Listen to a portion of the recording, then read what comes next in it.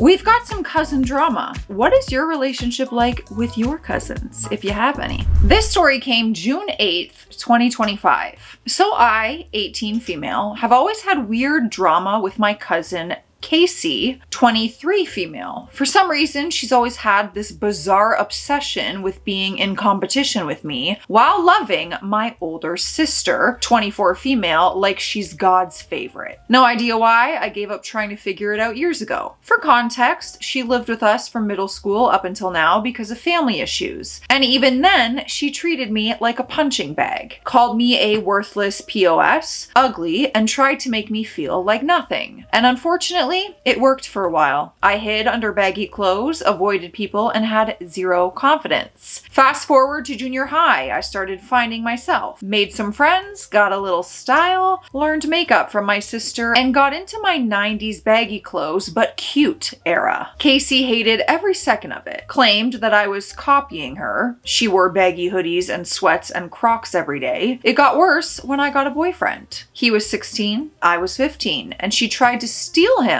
by telling him her body was better than mine and that he would love seeing her up under her clothes. Yeah, this person is not your friend.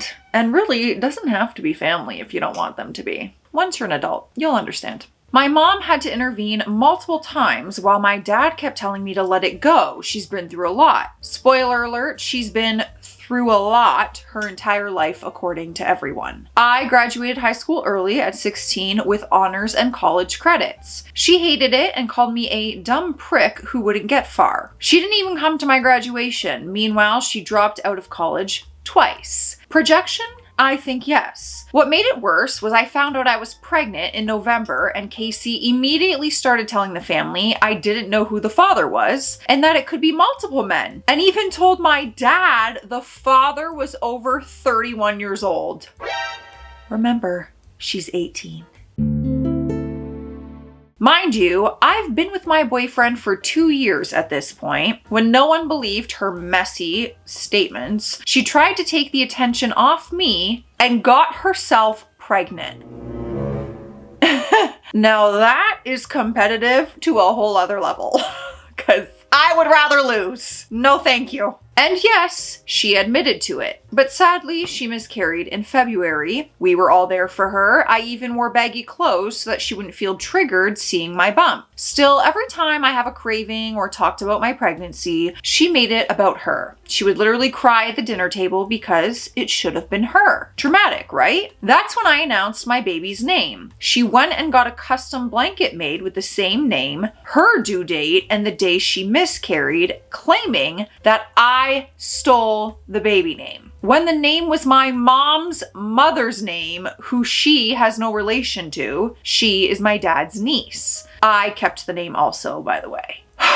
This is a lot. So now we're at today's episode, at the time of this writing. We're planning my baby shower, talking about decorations and food, when she loudly scoffs from the living room, saying that no one cares. We ignore her. We said the baby's name again, and here she goes. A name you stole from me. I rolled my eyes, cause why are you still on this? I'm showing my mom a picture of a custom car seat cover that I ordered. She storms in with her own baby stuff that she bought before the miscarriage, mumbling, hopefully I don't steal her ideas. Like I have most of her things already. I don't want your ideas. Once again, I ignored her and my mom told me that she loved them. Once she saw me not caring, she then went full on explode mode. Accuses me of copying her, being jealous, needing to heal before I bring a baby into this world, and randomly brings up the hormonal hygiene struggles I've been having lately that she said she overheard me talking about. We left to the backyard where my sister was, and this woman followed us out screaming, saying we treat her worse than her own parents did, which is a big lie because my parents have babied her for years while she treated me like dirt. My dad eventually came upstairs from the basement because she was so loud and asked what was going on, and for once, instead of coddling her, he went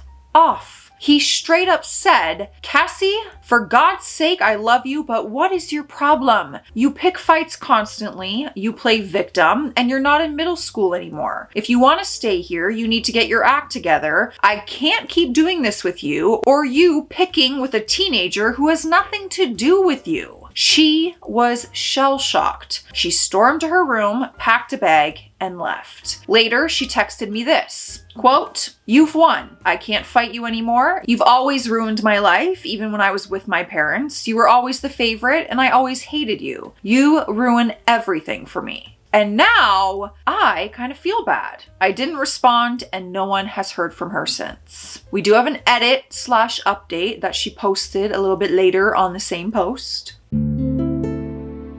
I wanted to answer some questions that I've been seeing a lot in the comments. Number 1, was she the youngest girl before me? Yes, she was the last girl born for 5 years before I came along. Our family is mostly boys with only a few girls here and there, so I do think that may have played a part in how she felt about me. Number 2, about me being a teen mom. I turned 19 in a couple weeks. I have been independent since I was able to work at 15, and I even have my own small business that's slowly growing. I still live with my parents for now, but I handle my own life for the most part. Number 3, why didn't my parents get her into therapy? My mom has tried several times to convince my dad to get us all into therapy, but he's one of those people who doesn't believe in it. He always told us to pray or write it down instead, which honestly did help me at times growing up, but she definitely needed professional help, and she still does. I've asked him recently to consider it, and he just rolled his eyes and ignored me. Number 4, my parents' ages. My mom is 46, my dad is 57. They have been married since 1998, so about 26 years now. Number 5, what happened to her parents? Her dad was physically abusive to both her and her mom. Her mom helped her run away and sent her to live with us while she stayed behind. We live on the East Coast and they were all in Oakland. As for contact, no, we haven't spoken to them since they lost custody of her. Number 6, why was I so nice to her? Because I genuinely looked up to her. My older sister was never really around much, and I thought she and I could be close like sisters, and I really wanted that. Number 7, was there favoritism? Not really, no. I feel like we were treated fairly for the most part. If anything, she got a little more attention and was doted on more, probably because of what she had been through. I only got extra toys when I was little because I was 4 years old and too small to do the stuff that they did.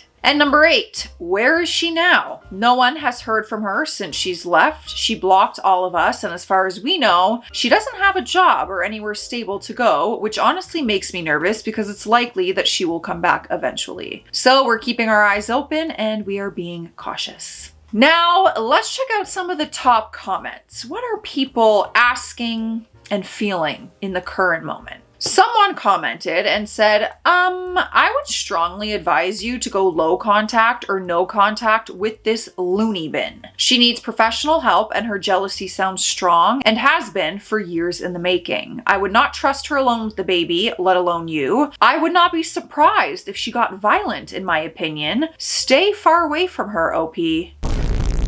That's concerning. I mean, I don't know if she's a dangerous person, but she surely has a lot of things festering inside that I think she needs to work on. OOP responded to that saying, it's honestly been years of this weird obsession and I kept hoping that she would grow out of it. But at this point, I'm realizing peace is priceless. And trust me, she will not be anywhere near my baby. I wish her the best, just far, far away from me. Next comment, can you move out and get an apartment? OOP wrote back saying, I've been on a waiting list for an apartment and just waiting for them to call with an opening. My boyfriend went off to the Navy earlier this year, so that's not an option right now, but his parents are amazing and they've already said that I could stay with them if I needed to. I'm just hoping something comes through soon. Now we have some updates. The first update came 1 week later, June 15th. Have I been saying Casey or Cassie this whole time? Casey, right? I don't even remember. I'm like, is she Casey or Cassie?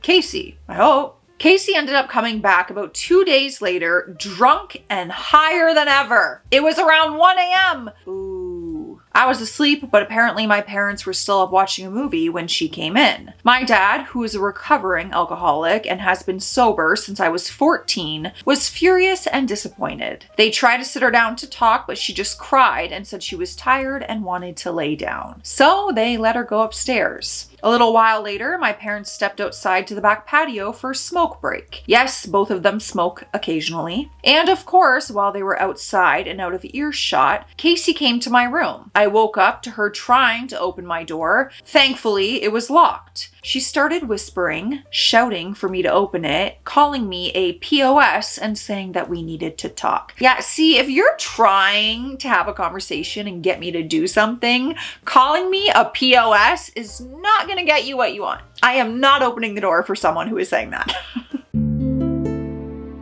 When I told her to go away and that we could talk in the morning, she started banging on my door, kicking it, and saying that I would never be prettier than her and that I was the ugly black sheep in the family. I forgot that she was drunk and high for a second. Yeah, that makes this even worse. I told her to go to bed again, but she wasn't done. She threatened me, saying if she saw me tonight, it wouldn't be good for me. At that point, I started recording and I sent a video to my dad. He came rushing back inside and went off. He told her she wasn't staying another night in this house and she needed to start packing ASAP, and that coming home drunk and bullying me was unacceptable and she needed to figure out where she was going in the morning. She broke down crying again, claiming we were all she had and she just wanted to talk. My dad didn't budge this time. He told her the only person she needed to talk to was a therapist, and until she got professional help, she wasn't welcome here. Well, that's a change of heart from Dad. All right. She was shocked because, like I said before, my dad's always been old school and kind of coddled her, but not this time. My mom came inside mid-conversation, sat her down, and apparently had a heart-to-heart about how unacceptable it was for her to live in our home while treating me like garbage. I was watching the whole thing go down on security cameras from my phone because, yes, I'm that petty. Well, I am that nosy, so I'm happy you did. But then my sister Monica starts texting me, taking Casey's side. It goes something like this. Monica wrote, Amaya, for once, will you stop making it so hard with her? She only wanted to talk. Me, it's 1 o'clock in the morning. I'm barely able to get out of bed. What do you expect me to do? I don't want to talk. Monica, I'm tired of you playing the victim like you're so innocent in this. Get over yourself. You're exhausted and it's getting harder to deal with. Me, what have I done, Monica? I cooked for y'all, cleaned up after y'all, always tried to be nice, and neither of you do anything for me. If anything, you're exhausted. You're 24, you've got a degree you won't even use. Be real. Stop texting me. Good night. Oh, guys, this is not helping. We're creating a worse environment for ourselves here. And you are pregnant and have a baby to worry about. I cried. I've always looked up to both of them, even after everything, but this was my breaking point. So here is where we're at now. Casey left the next morning to go stay with a friend. She has been texting and calling my parents, begging them to reconsider, but they are standing firm. If she wants to be part of this family, she needs therapy first, no exceptions. As for Monica, we haven't spoken since those texts. My mom noticed and asked what was going on, but I told her to ask her daughter because I had nothing to say. I have officially uninvited both Monica and Cassie from my baby shower. Casey, I'm saying both, aren't I? It's not like I can go back and watch at this point. I'm saying both. The brain's not braining today, guys. Casey, if I said Cassie, I'm so sorry, it's Casey. Not that it matters, it's a fake name, I'm sure. I've officially uninvited both Monica and Casey from the baby shower. Neither of them will be involved with my baby, and my mom said it's my decision. So no Aunt Monica and no cousin Casey. My dad's standing firm too. No more excuses, no more drama. And me, I'm focusing on my pregnancy, my business, and reclaiming my peace. This is supposed to be a happy time for me, and I'm done letting them take that away. I deserve to be excited about this baby without guilt. We got the people of Reddit in the comments as always. But first, we need a sip of water. We do. It's just part of life. I have a Wicked cup, you guys. I actually got this when I saw it on Broadway in May when I went to New York. And since the second half of the movie comes out in a few weeks, how fitting. Cheers. Are you guys Wicked fans or what? I grew up in theater, musical theater, so of course I'm a Wicked fan. I love any musical, really. Friends, just an update on the burn. It's looking a lot better. It's hardly, well, it depends on the lighting, but it's getting much better. Been using the little tips and tricks that you guys have sent. I'm hoping it won't scar too much. Not bad. Not bad. Although everyone on Instagram, I had one of my videos go viral on Instagram, and everyone thinks that's in fact a hickey and not a burn. So I give up.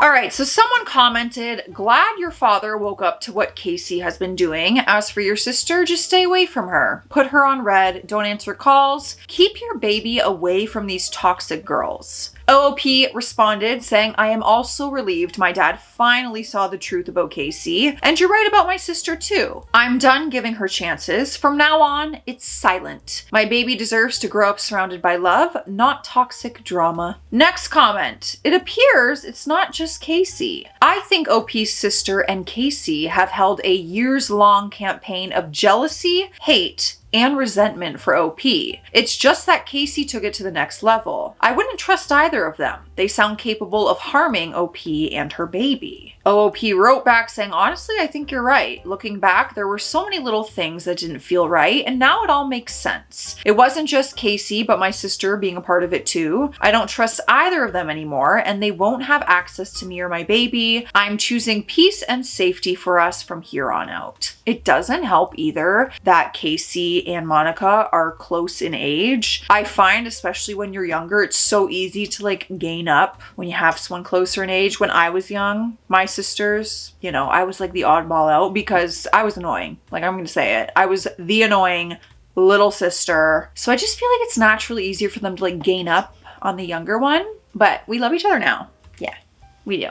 So someone commented and said that the OOP should show her text message conversations with her sister to her parents. Like, she should tell them what happened. Here's the text. OOP responded and said, I already showed my parents the texts, and my dad told my sister that if she wants to take Casey's side, she can take the offer to move out with her. It feels good to finally have their support and see some more boundaries are being set. I've already shown the text to my mom, and they're starting to see the reality of what has been happening. It's painful, but it's clear that my sister needs that wake-up call. Someone commented on where the baby's father is at during all of this, and OOP said he joined the military earlier this year, so he has been away, which I think we could have guessed when she mentioned that he went to the Navy. Ooh! Oh, the final update has brought us up to real time. I love when that happens. The final update is November 7th, 2025, nearly 5 months later. Let's see what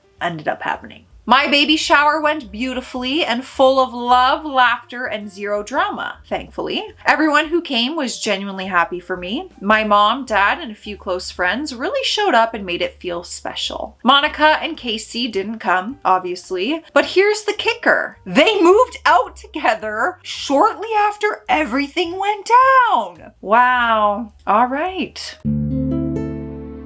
Apparently, they thought living together would be a fresh start and said they didn't want to live with a moody teenage mom. Let's just say reality hits fast. Neither of them kept a stable job, bills started piling up, and now they're struggling to stay above water. From what I hear, it's been a lot of blaming each other and crying to whoever will listen. I'm not gloating, but karma really has a way of humbling people. My life now. My sweet baby girl was born August 25th at 11:01 a.m., weighing 8 pounds, 9 ounces. She's almost 3 months old, the happiest, chunkiest little mama, and truly the light of my life. I can't believe how fast she's growing. I have since moved out.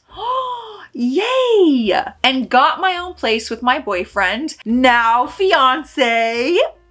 He proposed at the baby shower, and it still doesn't feel real sometimes. He's been my rock through all of this. I also started nursing school, and I'm thriving. Balancing school, motherhood, and growing a business has been a lot, but it is worth every second. My business is doing better than ever, literally growing by the hour. My mom loves having the house to herself, and I'm just thankful to finally sleep with both eyes closed. No more worrying about someone trying to kick my door down at 1 a.m. I won't lie and say say everything's perfect. I still have moments where I replay the drama or feel hurt by how it all ended. But overall, I'm okay. I'm healing, focusing on my baby, and learning to be proud of how far I have come. Truly all the kudos to you, because becoming pregnant at 18, 19 by the time she had the baby, that is very young and that is a lot of responsibility. So kudos to you for working hard on giving your baby and yourself a happy, healthy, and safe environment. Let me know your thoughts on this story, you guys. Stay classy out there. Stay sassy. I'll see you tomorrow.